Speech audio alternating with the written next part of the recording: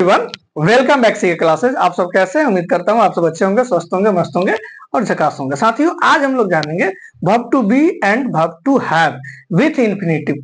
मतलब इन्फिनेटिव के साथ वर्ब टू बी और वर्ब टू हैव को कैसे यूज करेंगे, इसके बारे में हम लोग जानेंगे। तो सबसे पहले हम लोग वर्ब टू हैव जानेंगे, फिर वर्ब टू बी जानेंगे। तो वर्ब टू हैव क्या होता है ना? वर्ब टू हैव का रूप कैसे चलता है, सबसे पहले वो सीख लेते हैं हम लोग। ठीक, चलिए। वर्ब टू हैव जो होता है, तो हैव का जो रूप होता है वो तीन तरह का से होता है और तीन टेंस में होता है। ठीक, जो आपको पता होगा। तो वर्ब का पहला जो फॉर्म होता है वो होता है हैव या हैज। ठीक, दूसरा होता है हैड और तीसरा होता है will have and shall have. Will have and shall have. ठीक है, चलिए। अब हैव हैज को हम लोग प्रेजेंट टेंस में लिखते हैं। हैव हैज को प्रेजेंट टेंस में, हैड को पास्ट टेंस में और विल हैव शैल हैव को फ्यूचर टेंस में। किस टेंस में? फ्यूचर टेंस में। यानी हम हैव के तीन टेंस यूज करेंगे।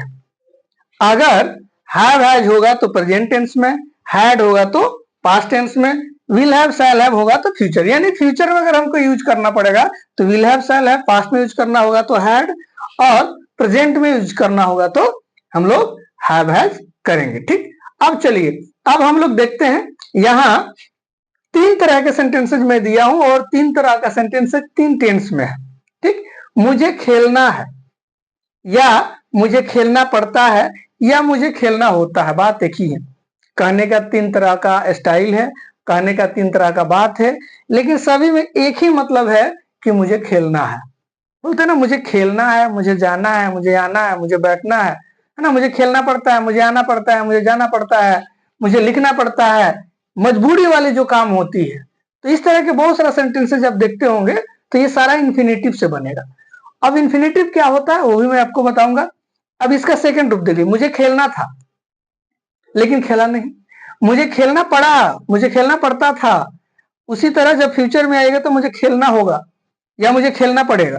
बोलते ना, तुमको खेलना पड़ेगा तब जाओगे, तुमको खाना पड़ेगा, तुमको जाना पड़ेगा। मतलब कि न चाहते हुए भी मजबूरी में वो काम करना पड़ता है। ठीक है, तो ये इन्फिनेटिव में होगा और ये तीनों टेंस में होगा और हम लोग हैव हैज हैड का यूज करेंगे। ठीक है, चलिए। तो इसको हम लोग देखते हैं प्रेजेंट, पास्ट और फ्यूचर के फॉर्म में।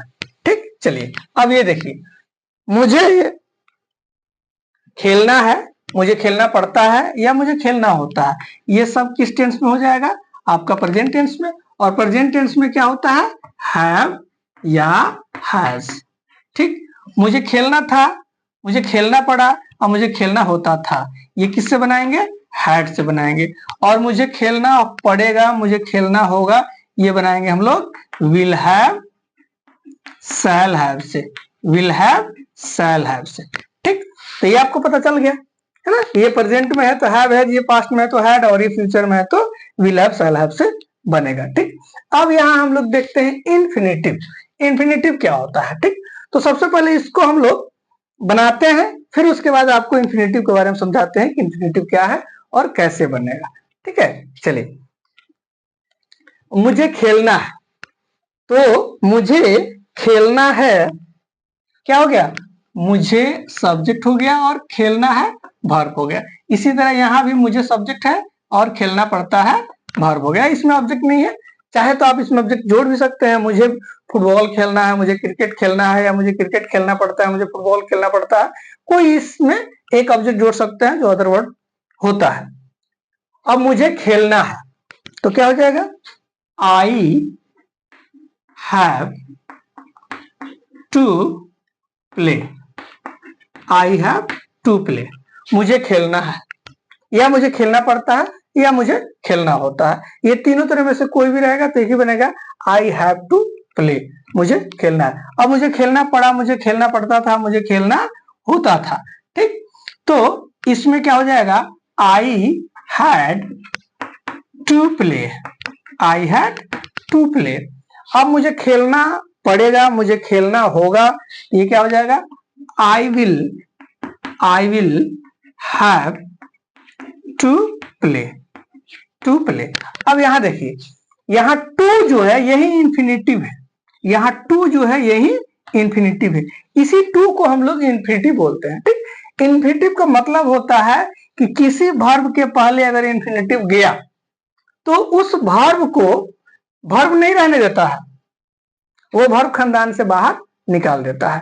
अब यहां देखिए, किसी भी हिंदी क्रिया में अगर ना जुट जाए, खेलना, आना, जाना, उठना, बैठना, ये सारा क्या होता है, इंफिनिटिव होता है।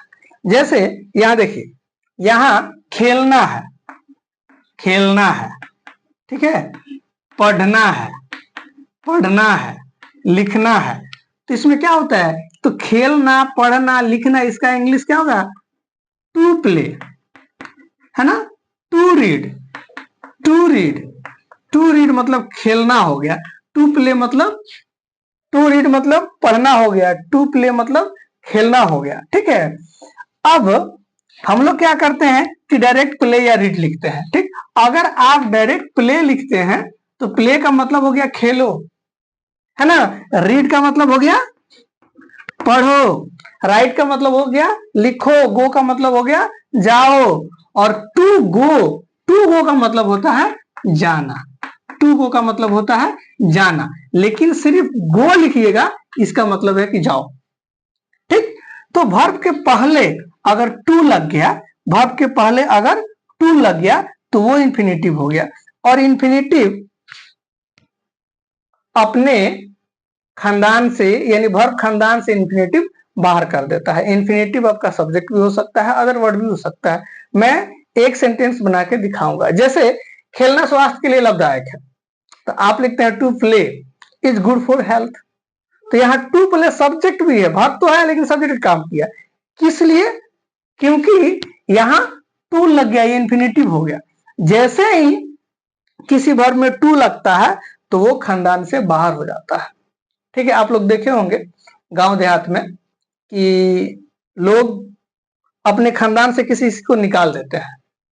अगर जो हमारे समाज में मान्यता है, जो नियम है, जो कायदे है, जो कानून है, अगर उसको कोई नहीं मानता है, उस मान्यता को नहीं मानता है ना, तो देखते होंगे कि गांव में जो लोग होते हैं, जो उसका पट्टी पटदार होता है, वो उसका लोटा थरिया दे के उसे घर से निकाल देता है, यानी वो अपने खानदान से निकाल देता है, कहता है कि जाओ अब कोई मतलब नहीं है, हमने तुम्हारा लोटा थरिया दे दिया, बांट दिया, अब तुम हमारे खानदान में नहीं हो, है ना।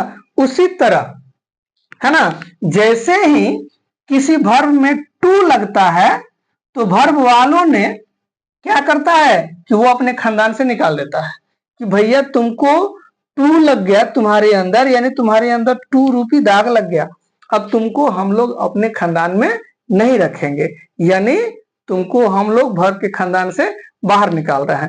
तो जब वर्ब के खानदान से बाहर हो जाएगा तो वो कुछ भी हो सकता है, वो आपका सब्जेक्ट भी हो जाएगा, अदर वर्ड भी हो जाएगा, जो अभी एक सेंटेंस के रूप में आपको बताया, to plays good for health, है ना, smoke, to smoke is harmful health, है ना, धूम्रपान स्वास्थ्य के लिए हानिकारक है। तो यहाँ खेलना, धूम्रपान करना, ये डायरेक्ट सब्जेक्ट बन रहा है, वर्ब है लेकिन डायरेक्ट सब्जेक्ट बन रहा है, और इज वहां क्या हो रहा है, मेन वर्ब बन रहा है। तो देखिए यहाँ पे क्या हो गया, जो जैसे ही आपने टू लगा दिया, जैसे ही इंफिनिटिव लगा दिया, तो वो क्या हो गया, वर्ब खानदान से बाहर हो गया। ठीक है, तो इसी को हम लोग बोलते हैं इंफिनिटिव, यानी किसी भी वर्ब में अगर टू लग गया तो क्या हो गया, इंफिनिटिव हो गया, क्या हो गया, इंफिनिटिव हो गया। इसलिए हम आपको टॉपिक में दिए हैं कि क्या पढ़ना है, verb to be and have with infinitive, यानी इंफिनिटिव के साथ वर्ब टू बी और वर्ब टू हैव को कैसे यूज करेंगे और उसमें किस तरह के सेंटेंसेस बनते हैं। ठीक, चलिए अब यहां हम लोग क्या करना है, सब्जेक्ट लिखना है, हैव या हैज लिखना है, टू लिखना है और V1 लिखना है। ठीक है, अगर इसके बाद कोई ऑब्जेक्ट आए, जैसे मुझे फुटबॉल खेलना है, तो क्या हो जाएगा, I have to play cricket या फुटबॉल, जोड़ दीजिए, ये ऑब्जेक्ट हो गया, ये आपका वर्ब हो गया, ये इंफिनिटिव हो गया टू, और ये हेल्पिंग वर्ब हो गया। तो चाहे तो आप ऑब्जेक्ट लिख भी सकते हैं, नहीं भी लिख सकते। अगर सेंटेंस में ऑब्जेक्ट है तो लिखेंगे, ऑब्जेक्ट नहीं है तो नहीं लिखेंगे। ठीक, चलिए अब उसी तरह इसमें देखें, अगर दूसरा कोई सेंटेंस है, जैसे मुझे खेलना है तो आपने बना दिया आई हैव टू प्ले, है ना, मुझे जाना है, आई हैव टू गो, है ना, मुझे लिखना है, आई हैव टू राइट, है ना, मुझे जाना होता है, आई हैव टू गो, मुझे आना है, बोलते हैं ना मुझे आज आना है, I have to come today, मुझे आज आना है। ठीक है, तो इस तरह से बना सकते हैं। राम को खेलना पड़ता है, अगर आप सेंटेंस बनाइए राम को खेलना पड़ता है तो क्या बनाएंगे, Ram has to play, Ram has to play, Ram को खेलना पड़ता है। हैज क्यों लगेगा, क्योंकि राम जो है वो क्या है, थर्ड पर्सन के सिंगुलर है। तो हैव हैज में क्या शर्त होता है कि कहाँ हैव लगा है, कहाँ हैज लगा है। थर्ड पर्सन के सिंगुलर अगर सब्जेक्ट रहेगा उसके साथ हैज, और बाकी सभी के साथ हैव लिखते हैं, है ना। तो राम हो गया, मोहन हो गया, सी हो गया, ही हो गया, इट हो गया, ये सारा सिंगुलर है। तो सिंगुलर सब्जेक्ट के साथ हम लोग क्या करते हैं, हैज लगाते हैं, और प्लूरल सब्जेक्ट के साथ हैव लगाते हैं, आई को छोड़ा के। आई एक अफाद के रूप में है, आई ऑलरेडी सिंगल होता है, इसके बाद भी इसके साथ हम लोग हैव लगाते हैं। ठीक, लेकिन आई को छोड़ के कोई भी सब्जेक्ट हो, I, we, you, he, she, it, they, है ना, अगर वह सिंगुलर है तो हैज, और प्लूरल है तो हैव। जैसे यहां देख लीजिए, जैसे I, we, you, he, she, it, they, कोई नाम, जैसे राम हो गया। ठीक, तो आई क्या है, आई को छोड़ के, क्योंकि आई सिंगुलर है फिर भी इसमें हम लोग हैव लिखते हैं, है ना, तो इसको छोड़ दीजिए क्योंकि आई के साथ हैव लगेगा ही। ठीक, अब वी देखिए, वी क्या है, प्लूरल है, तो प्लूरल के साथ हमको क्या लगाना है, हैव लगाना है। यू क्या है, प्लूरल है, तो प्लूरल के साथ हमको हैव लगाना। यू खानदानी प्लूरल होता है, आपको पता है। सी किसी एक के लिए होता है, सिंगुलर है, तो इसके साथ हैज का प्रयोग करेंगे, है ना। ही सिंगुलर है तो इसके साथ हैज का प्रयोग करेंगे। इट सिंगुलर के लिए होता है, हैज का प्रयोग करेंगे। दे मतलब वे लोग, बहुत सारे लोग, प्लूरल हो गया, तो इसके साथ हैव का प्रयोग करेंगे। ठीक है, राम कोई नाम है तो सिंगुलर है, तो इसके साथ हैज का प्रयोग करेंगे। दुनिया का कोई भी नाम थर्ड पर्सन के सिंगुलर होता है, और नाम लाखों करोड़ों अरबों खरबों हो सकता है। अगर दो नाम आ जाए तो प्लूरल हो गया, उसके साथ हैव लगेगा। ठीक, तो आप क्या कीजिए कि हैव हैज पे बनने वाले कोई भी सेंटेंस बना सकते हैं। अब यहां देखिए, आई हैव टू कम, मुझे आना है या मुझे आना पड़ता है। We have to write, we have to write, हम लोग को लिखना है या हम लोग को लिखना पड़ता है ना। You have to come, you have to come, आपको आना पड़ेगा, आपको आना पड़ता है या आपको आना होता है। ठीक, चलिए, वी, सी हैज या ही हैज टू विन, है ना, मुझे जीतना है, मुझे जीतना है ना। She has to insult me, insult me, है ना, वह उसे मुझे अपमान करना है ना। इट से कर सकते हैं they have to insult me. ठीक, Ram has to go, Ram को जाना है। ठीक, तो इस तरह से आप क्या कर सकते हैं, हैव हैज पे बहुत सारा सेंटेंसेज बना सकते हैं, जो इस तरह के सेंटेंसेज होता है। अब हम लोग हैड पर देखते हैं। तो हैड तो एक ही हेल्पिंग वर्ब है, हैड तो एक ही हेल्पिंग वर्ब है, तो कोई भी रहे, सिंगुलर रहे, प्लूरल रहे, कोई भी रहे, उसके साथ हैड ही लिखेंगे, उसके साथ हैड ही लिखेंगे, है ना। अब मुझे खेलना था तो आई हैड टू प्ले लिख दिए। अब अगर दूसरा कोई सेंटेंस रहे, जैसे राम को जाना था, राम को जाना था, तो क्या लिखिएगा, Ram had to go, Ram को जाना था, क्योंकि सब में हैड लगेगा, है ना। हम लोगों को खेलना था, हम लोगों को खेलना था, तो क्या हो जाएगा, वी हैड टू प्ले, है ना। मेरी माँ को खाना पकाना था, या मेरी माँ को खाना पकाना पड़ता था, तो क्या हो जाएगा, my mother had to cook, हो गया, my mother had to cook. तो सब में टू लगा दिए, इन्फिनेटिव कर दिए, ठीक। उसी तरह बहुत सारा सेंटेंसेज है जो आप बना सकते हैं, है ना। बहुत सारा सेंटेंसेज है जो हैड पे आप बना सकते हैं। कुछ और सेंटेंसेज हम लोग बना लेते हैं, है ना। जैसे दे हैड टू रीड, उन लोगों को पढ़ना पड़ता है, उन लोगों को पढ़ना पड़ा, उन लोगों को पढ़ना पड़ता था, ठीक। वी हैड टू विन, हम लोग को जीतना पड़ता था, या हम लोग को जीतना होता था, या हम लोग को जीतना था। इस तरह क्या बना सकते हैं हैड पे। उसी तरह आप फ्यूचर में आइए, है ना। मुझे खेलना पड़ेगा, अभी बताया, है ना। राम को जीतना पड़ेगा, राम को जीतना पड़ेगा, Ram will have to win. तुमको हारना पड़ेगा, you will have to lose, ठीक। मुझे घर खरीदना है, या मुझे घर खरीदना पड़ेगा, मुझे घर खरीदना पड़ेगा, मुझे कार खरीदना पड़ेगा, है ना। आई will have two by a car, ठीक। तो इस तरह के आप क्या करेंगे, फ्यूचर में, पास्ट में और प्रेजेंट में विथ इन्फिनेटिव अब इस तरह के सेंटेंसेस बना सकते हैं। अब हम लोग देखते हैं वर्ब टू बी। तो वर्ब टू हैव तो आप लोग जान गए, वर्ब टू बी देखते हैं, ठीक है। अब वर्ब टू बी से कैसे सेंटेंसेस बनेगा, ठीक। देखिए, मेरा एक ही लक्ष्य होता है कि आपको रटवाओ नहीं, कंसेप्ट को क्लियर करवा दिए, और उसी कंसेप्ट से आप अपने मन से और अपने से प्रैक्टिस कीजिए, बनाइए, ताकि आपको ज्यादा से ज्यादा सेंटेंसेस बना सके, ठीक। चलिए, अब वर्ब टू बी में हम लोग देखते हैं। तो वर्ब टू बी का पहले हम लोग रूप देख लेते हैं। वर्ब टू बी का जो रूप होता है, इसका भी 3 रूप होता है, वर्ब टू बी का भी 3 रूप होता है, ठीक है। Is, are, am, was, where,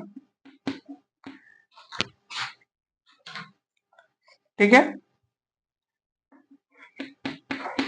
will be, shall be, तो इसका ये रूप होता है, ठीक है।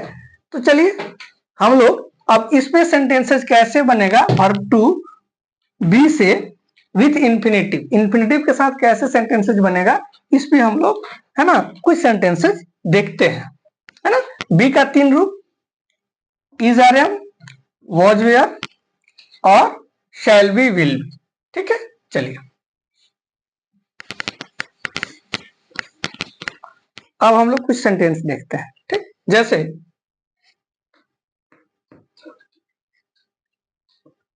वह आने वाली है, या वह आने को है, ठीक है। उसी तरह जब पास्ट में आइएगा तो हो जाएगा, जैसे मैं जाने वाला हूं, जाने वाला था, मैं जाने वाला था, या मैं जाने को था, मैं जाने को था, ठीक। तो ये हो गया प्रेजेंट और ये हो गया पास्ट। तो वह आने वाली है, या वह आने को है, मैं जाने वाला था, या मैं जाने को था। ठीक, तो क्या हो जाएगा, सब्जेक्ट इज आर एम वही इंफिनिटिव, तो हो जाएगा शी इज टू कम। हो गया, शी इज टू कम, वह आने वाली है ना। मैं जाने वाला था, अगर इसी को पास्ट में बनाए तो क्या हो जाएगा, आई वॉज टू गो, मैं जाने वाला था। अब इस तरह के सेंटेंसेज आप बनाइए, है ना। वह आने वाली है, वह आने को है ना। हम लोग खेलने वाले हैं, हम लोग खेलने वाले हैं, तो क्या हो जाएगा, वी आर टू प्ले, है ना। वह झगड़ा करने वाली है, तो क्या हो जाएगा, शी इज टू क्वारल, है ना। उसी तरह आप दूसरा सेंटेंस ले लीजिएगा, मेरे पिताजी मुझे पीटने वाले थे, तो क्या हो जाएगा, my father was to beat me, my father was to beat me, मेरे पिताजी मुझे पीटने वाले थे। मेरी माँ खाना पकाने वाली थी, तो क्या हो जाएगा, my mother was to cook, ठीक। इस तरह से राम घर जाने वाला था, Ram was to go to home, ठीक। तो क्या करना है, वॉज वेयर के बाद टू, वॉज वेयर के बाद टू, वाला था, वाली थी, हम लोग आने वाले थे, जाने वाले थे, खाने वाले थे। इस तरह का सेंटेंस बना लीजिए। कुछ और सेंटेंसेस बना लीजिए ताकि कंफर्मेशन हो जाए टोटल आपको।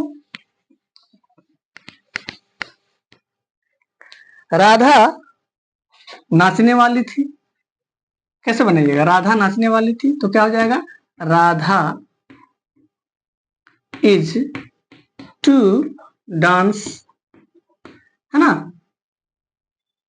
मैं गाने वाला था, I am to sing a song, मैं गीत गाने वाला था, है ना।